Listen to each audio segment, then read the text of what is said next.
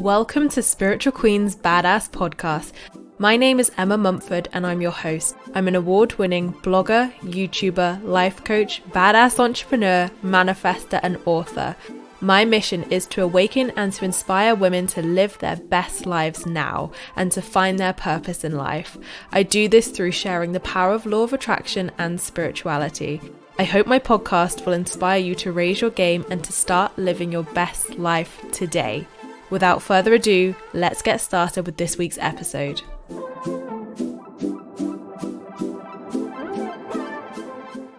So thank you guys for joining me for another one of my Spiritual Queens Badass podcasts today. I am super excited to have the lovely Bharti Dhir with us today. So Bharti, if you don't know, is a writer and a qualified social worker specializing in child protection. She was born in Uganda and adopted by an Asian family at a time when adoption was taboo. The family later fled the country after the expulsion of Asians in 1972. Bharti now lives in Reading, UK with her adopted daughter. So welcome to the show, Bharti. Thank you so much for being here today. And thank you very much, Emma, for having me on your podcast. As I said, I'm really honored and very humbled to be here. Thank you. Oh, my pleasure. And we're here to talk all about your lovely new book, Worth, which is out now with Hay House. And I've heard so much about this book and I've got a copy myself. So I'm excited to dive into this really soon. But I want to hear all from you about your book today, and we're going to go into all of that with our questions in a second. But one question I love to ask my guests, every guest who comes on the podcast, is when did you spiritually awaken? What's your story? So would you class yourself as spiritual as well? You know, Emma, I would class myself now as being quite spiritual, but I'll be honest, I came into the spirituality awakening much, much later. It's only been in the last few years that I've actually started to awaken to my spirituality. So in Worth, I sort of talk about the first time I had an inkling of spiritual beings, spiritual, and I would call them angels, was when I was about 6-7 years old. And my father was a Reader's Digest. He was an avid fan of Reader's Digest. And I remember hunting for something to read. And I went into his study and I looked at this Reader's Digest and I picked it up. And there was a really amazing story. There were people talking about angels. And there was this really amazing story about this woman who had broken down and how she was frightened and she knew she was not in a very rough area. And then some bad guys approached her, and basically these two very strong, very tall men appeared out of nowhere, and the baddies, for want of a better word, fled. And that story really captivated me. And she was talking about the fact that when she turned round, they helped her fix her car, got her in the car. She managed to drive off, but just before she drove off, she turned to thank them and they disappeared, and she called them angels. And that really captivated me. And, if you look at my story, you talked about me being abandoned at birth. And I don't know, that story really resonated with my soul. And I thought, I really began to believe in angels then. So I guess that was the beginning of what you would call a slight beginning of my spiritual awakening, that there were other beings out there that are sent to protect us, to guide us, to advise us. I wouldn't say that I went straight into, I started speaking with angels or anything like that, but I just became very aware that I must have been protected by angels when I was born, because I was found on the roadside in Uganda. And in my book, I sort of talk about, there must have been a force field of angels around me, repelling any animals that wanted to get me, and protected this little helpless baby in a box. So, yeah, I think around from the age of 6-7, I started to become really aware of the presence of angels. Prior to that, obviously, we went, in Uganda, we went to a missionary school, and I'd heard about angels. The angel story at Christmas, the angels coming down. It hadn't resonated as much as that story that I read in Reader's Digest, and then becoming aware of the fact that I must have been protected when I was born. And then as time has gone on, I've become more and more aware of various things where I believe that I've had messages. So in Worth, I talked about being at university and my self-esteem was really low at that point. And I was lying in bed, I'd been bullied throughout my life. Now I just remember questioning my very worth and my very life and thinking, why was I even here? Why was I born? And I was thinking how ugly I was and stuff like that. And then I heard a voice tell me, just talk to me and say to me, all these people that have hurt you, they're not lying there sleepless thinking about you. And you've got to either now make something of your life, or you have to go away, crawl at home and just lock yourself in a room and never come out. And in Worth, I've talked about, how that it was like an epiphany moment for me. And I really believe that voice was heaven sent. I do believe there was a spirit guide there, and they were telling me, come on, enough is enough. You've had years of putting yourself down, putting your worth down, not having any self-esteem, and now is the time for you to change. So yes, that's my story, Emma. I started off sort of having that sort of first awakening, and then slowly, as I've become older and grown up, I've begun to be more and more aware of incidents like that. I love that story. And, it's so interesting because you always see like two ends of the scale. You'll see some people who spiritual awakening, like I had that spiritual awakening, or like you say, it's that gradual awakening of where you had those inklings as a child, and then you had those experiences, and they kind of get more and more often as you get older. And then you're like, there's something to this. I would class myself as spiritual. My journey is very similar to that in terms of having experiences as a child, as a teenager, kind of ignoring it for a long while, and then having that moment where it's like, okay, I cannot ignore this anymore. This is, what I've come here to do, or this is what I believe in as such. So what does worth mean to you now? You've obviously got a book called Worth, but what does worth mean to you? Well, what it means to me is, I've talked in my book about that's becoming aware of a sense of injustice. And, for me, worth starts with that feeling in the pit of my stomach. And it usually comes with anger or a sense of, there's something is not quite right. Something that's being done to me is not right. And with that anger comes that sense of injustice. So when that feeling arises in my stomach, Emma, I get a feeling, that this feeling of anger just rises in the pit of my stomach and then into my heart, my soul. And the worth is just about that sense of protection from, a subservience to negative situations or negative people. And just knowing that what's being done to me or what's being said to me is not right. And actually, it is the other person's problem, or the other problem, and the other person's weakness, as my mum used to call it. And just knowing that, no, I'm worthy of much, much more. I'm worthy of being valued. I'm worthy of celebrating my life. I'm worthy of not having abuse or any type of negativity towards me. And that is essentially what worth means to me. It means standing up and claiming my right to be free of any emotion that stops me progressing in my life, or my spirituality. It's holding a mirror to myself and not comparing myself to others, not saying, well, they're better than me in any way, because I'm equal to everybody here. I'm equal to every man, woman here, and I am not worth any less. So that is essentially what worth means to me. I hope I made that clear. I No, hope you that's did.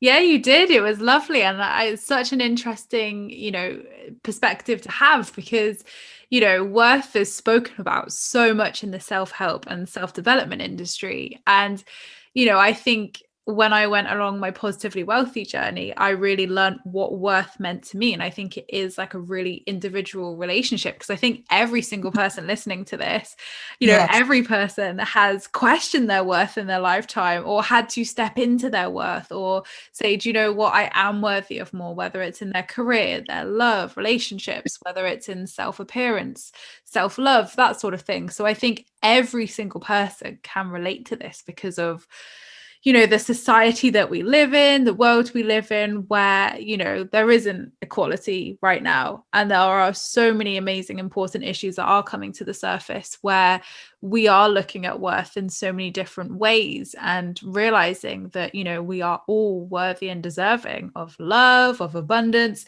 whatever it is. So no, how you put that was beautiful. And I think so many people will be able to resonate that for sure. So what are your top tips then? So for anybody listening who's like, this is great, but how do I actually learn my worth? How do I implement this? What are your top tips? Somebody asked me that the other day as well. And I wouldn't say it's easy. It didn't come easily. But going through my book and going through my story, I think the top tips I would give are for anyone reading my book or anyone who's in doubt. It's about, first of all, starting to have that self-belief in yourself and that the power of that feeling of worth, knowing that, it starts with self-belief. It starts with you beginning to believe in yourself and your worth. And if you don't have that self-belief, then the worth doesn't follow. So I think that's the first tip, start believing in something about yourself. Start believing in something that you excel in or you're good at. Start, small steps, baby steps, but start with that. Start with self-belief. There's so many people that think, oh, I'm no good at anything. But no, everybody has a strength inside them or something that they can do, and start believing in that strength, and slowly your sense of self-belief will grow. So have that self-belief in yourself and the power that gives you, that feeling of worth when you do that something, that special something, whether it's charitable work, whether it's tending to your baby, whether it's doing something, kind to somebody, start believing in that, or having compassion, start believing in your sense of worth. I think the second tip I would give is, start practicing compassion to others, because that allows your worth and your confidence to grow. Some of the things that happened to me in worth, I don't know if you've read it, but I think, somebody said to me, I don't believe that, you have that compassion. You don't have that, you must have had feelings of revenge or anger or hatred. And I've come to the stage where I just say to people, no, I feel compassion, because if I don't have that compassion, how am I going to allow my worth and my confidence to grow? If you are stuck in a place of hatred or revenge, it's not going to allow your worth to grow. So my tip would be, learn to be compassionate towards the people that do you wrong, compassionate towards yourself. The third tip I would give is, staying strong to your values and beliefs. So, just stay strong, believe in yourself, believe in your values, and don't let others sway you. I also, another tip I would give is, believe that no one has the right to take that spirit that's within you because they do not like something about you. So that could be your beliefs, it could be your values, it could be your lifestyle, your sex or your religion or your sexuality or your caste or your color. Don't let anybody take that away from you, take that, sense of spirit away from you, because those things belong to you. They've been given to you by God-given grace. So don't let anybody take those things away from you. Believe in yourself and in your values. I think to also recognize any emotion that's stopping you from progressing spiritually or in life. So know what you want and go for it without fear, I've put. I think that's in one of my affirmations from Worth. Sometimes we are caught up with fear or lack of worth or lack of self-esteem, and we think, oh, we're not going to be good enough to go for this. But, recognize that emotion that's stopping you from progressing, and go for it.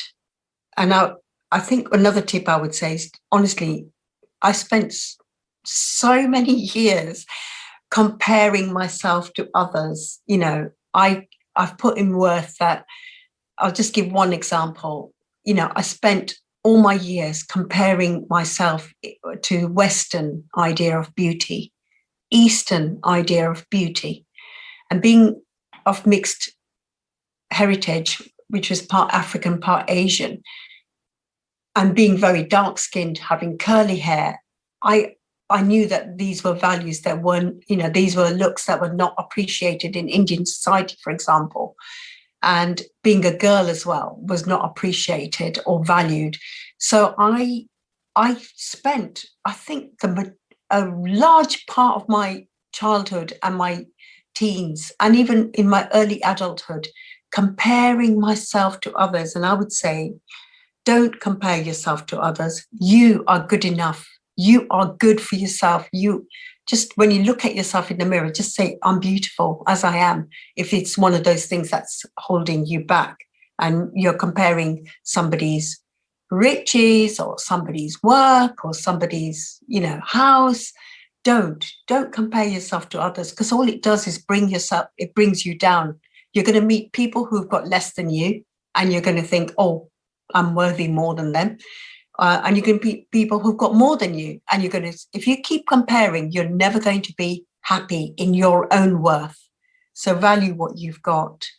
And my final tip is really accept and celebrate who you are, because for a long time I didn't accept and I didn't celebrate who I was. I didn't celebrate my body. I didn't celebrate my looks.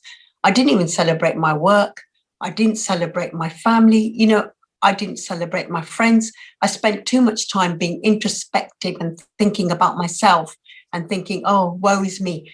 No, celebrate, accept and celebrate who you are. So those are my tips, really.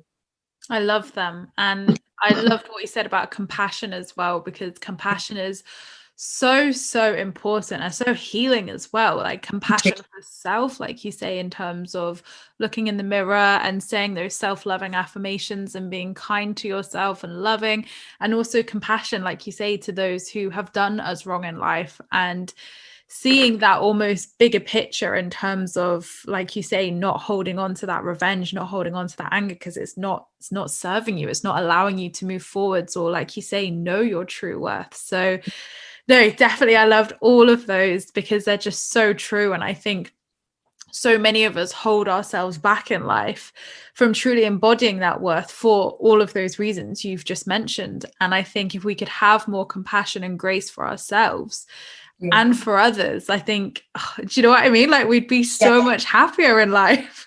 I also think it doesn't allow your soul to grow.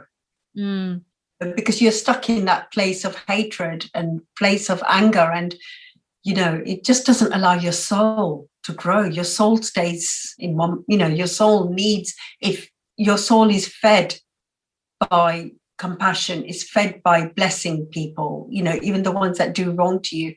And I just think, I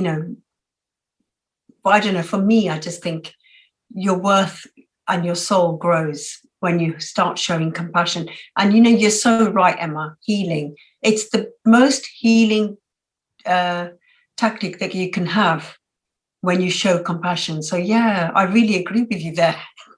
Absolutely. Absolutely. Well, let's talk about adversity then, because from what you've explained so far, and we can go into this in more depth as well about your backstory and how you've grown up, etc. you've experienced a lot of adversity in your life. And I think adversity is something that we all experience to different scales in our life, but it's something that we're not really prepped for. We're not really kind of shown how to deal with. And I think it can really throw people off. They can feel very lost. They can feel obviously hurt. So what are your 5 ways to stay resilient in the face of adversity? First way I would say was a way that was taught to me by my mum. So when we came to England, we were placed in a house in Berkshire, and where we were was a really rough area. And they obviously found out that we were refugees, and we experienced a lot of racial attacks on our home. Bricks through the window, all sorts of things happening. My mum would walk through the park and she would be physically attacked and verbally abused as she walked through the park. And my mum always said one thing. She used to say that this situation or experience, it's not about you. It actually denotes the other person's weakness or insecurity in themselves. Mm. And I think that is one way of staying resilient in the face of adversity. If you've got an adverse situation or an experience, whether it's bullying or whether somebody's verbally or physically attacking you, remember that this is about that person's insecurity. That person has a weakness inside them, my mum used to say. So I just learned to be resilient just from hearing my mum's voice say that. So, if I'm in an adverse situation, the first thing I look at is, where is this person coming from? Are they coming from a place of strength, or are they coming from a place of weakness? They may think they're coming from a place of strength, but anybody that bullies you or puts you down is actually coming from a place of weakness, spiritually, emotionally, physically. So, try and remember that.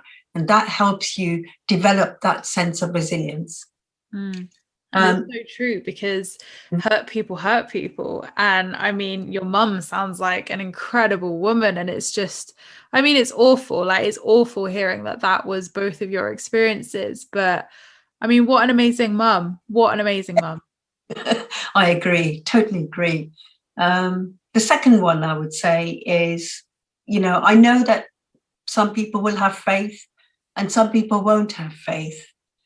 So, for me, my way of developing my resilience was having faith in the divine, and I'm not necessarily talking, I think I've talked in Worth about, I've sort of stepped away from the traditional form and belief in God. And for me, God can mean anything, can be a woman, can be a male, can come in many forms. So, faith in the divine, and just knowing that my spirit guides, my angels are here helping me and guiding me and protecting me, has actually helped me with my resilience. That may not resonate with some people who don't believe, but that's another way I got my resilience over my adverse situations. The other thing that we touched on, Emma, earlier, was affirmations and mantras. So for me, one way of being resilient is really having a mantra to myself. So in Worth, I sort of talk about, about the situation where I'd come to a place where I felt really ugly and really felt I wasn't fit enough to face the world, And one of the things that I remember when I talked about that being who came to me and talked to me, and I got up, it was the middle of the night, and I wrote an affirmation. I wrote, hurtful words, ugly words will no longer have power over me. And I remember just writing all the hurtful experiences, all the names I'd been called, all the negative things that had been told me. I wrote them all on a piece of paper. And then I remember tearing up that piece of paper. But one thing I held on to was that affirmation. These words will no longer have power over me. So even now, when I talk about them, other people might tear up and say, oh, that's awful. But actually, they don't have any power over me. I can talk about them in a very factual way. In the past, I couldn't talk about them because they used to really hurt to talk about. But now I can say with confidence that that mantra every day, if I'm in a situation where somebody said something horrible to me, I just remember that mantra, your words have no power over me. So what I would say is the one way of staying resilient is actually for anybody to think of a mantra or think of an affirmation that makes them feel better inside themselves and say it. Even if you don't believe it, just keep repeating it and saying it. And even if in the midst of that situation, say it in your head, say it out loud, anything that's going to start making you believe in your sense of worth. So that's that's the third way of resilience, developing your resilience. The other way I sort of developed my resilience was to remember that any negative situation is temporary. It's not permanent. So it will pass. My mum used to say, anything that bad that happens is going to pass. So some situations, like if I'm dreading something at work or, meeting somebody and I know that it's going to be a hostile meeting or whatever, I remember, okay, that's going to happen today, but it's not going to happen every single day, 24/7. This is a temporary situation. It's going to pass.